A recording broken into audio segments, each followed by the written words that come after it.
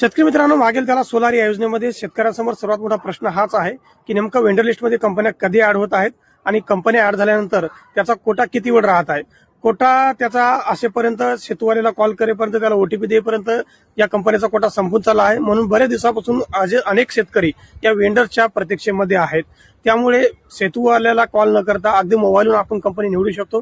त्यासोबतच आपल्या फॉर्मचा स्टेटस काय आहे, त्यानंतर आपला फॉर्म रिजेक्ट झाला आहे, अप्रूव्ह झाला आहे, या सगळी माहिती आपण मोबाईलद्वारे पाहू शकतो. तर ती माहिती कशी पाहायची आपण या व्हिडिओमध्ये बघूयात. सर्वप्रथम आपल्याला आपल्या मोबाईलमध्ये जायचं आहे. तिथे आपल्याला मागेल त्याला सोलार हे असं नाव टाकायचं आहे. इंग्लिशमध्ये टाकायचं आपल्याला नाव.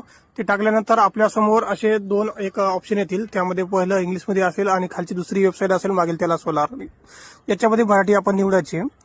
मराठी निवडल्यानंतर असा फॉर्म आपल्यासमोर येईल. अशी वेबसाईट आपल्यासमोर आल्यानंतर इथे आपल्याला बघायचे की लाभार्थी सुविधा हे एक ऑप्शन आहे.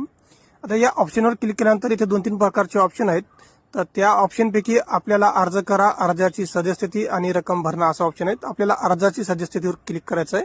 त्यानंतर या ठिकाणी आपला जो काही बेनिफिशरी आयडी असेल, एमके आयडी असेल, तो इथे टाकून आपल्याला सर्च करायचं आहे. सर्च केल्यानंतर आपल्या फॉर्मची सगळी माहिती दिसेल आपल्याला. आपण फॉर्म कधी भरला होता, नाव काय, तालुका, जिल्हा वगैरे काय आहे, आणि खाली ऑप्शन असणार आहे सर्च वेंडर.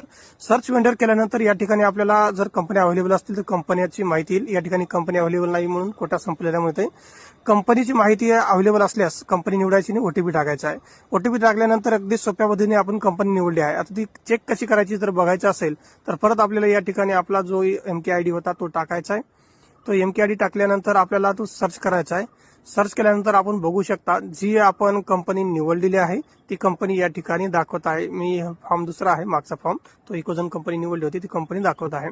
अशा पद्धतीने बघू शकता. परत आपल्याला दुसरं काही फॉर्म संबंधित माहिती बघायची असेल तर एमके आयडी टाकून बघू शकता. आता अजून एक तिसराच फॉर्म आहे.